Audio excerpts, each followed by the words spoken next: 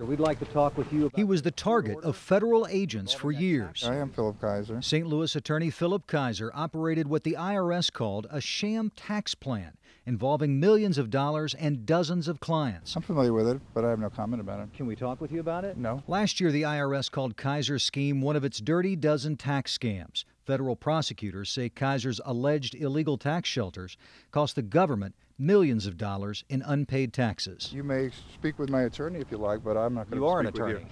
But I'm not going to speak with you about it. His attorney didn't want to be interviewed either. The tax strategy that we were put into by Mr. Kaiser was a sham. Like many of us, Rhonda Burkhart and her husband Steve wanted to set aside more money for their retirement.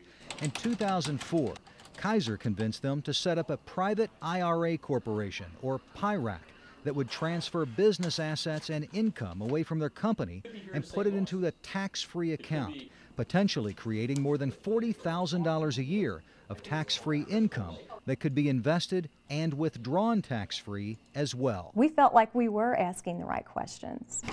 What the Burkharts didn't know at the time is that a year earlier, federal agents had launched an investigation into Kaiser's scheme. It's all about trust. Eventually, the Burkharts began to question the plan. They got a second opinion on it, then refiled their tax returns. The IRS came after them, threatening the Burkharts with more than $1 million in penalties, claiming it was owed tens of thousands of dollars in taxes as a result of the government allegedly being cheated through the IRA promoted by Kaiser. Can you talk about your case with the Burkharts? He had a window of opportunity here to pull all of his clients out, and he didn't.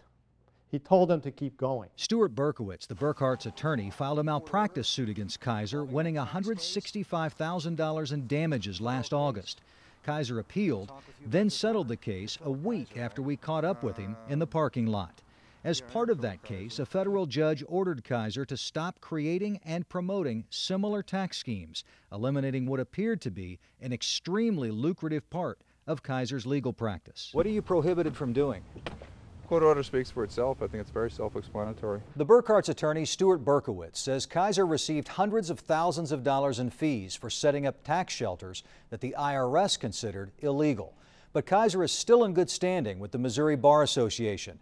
The Missouri Supreme Court's Office of Disciplinary Counsel, which is responsible for investigating allegations of attorney misconduct, is not allowed to confirm or deny if Kaiser is under investigation. Craig Cheatham, News 4.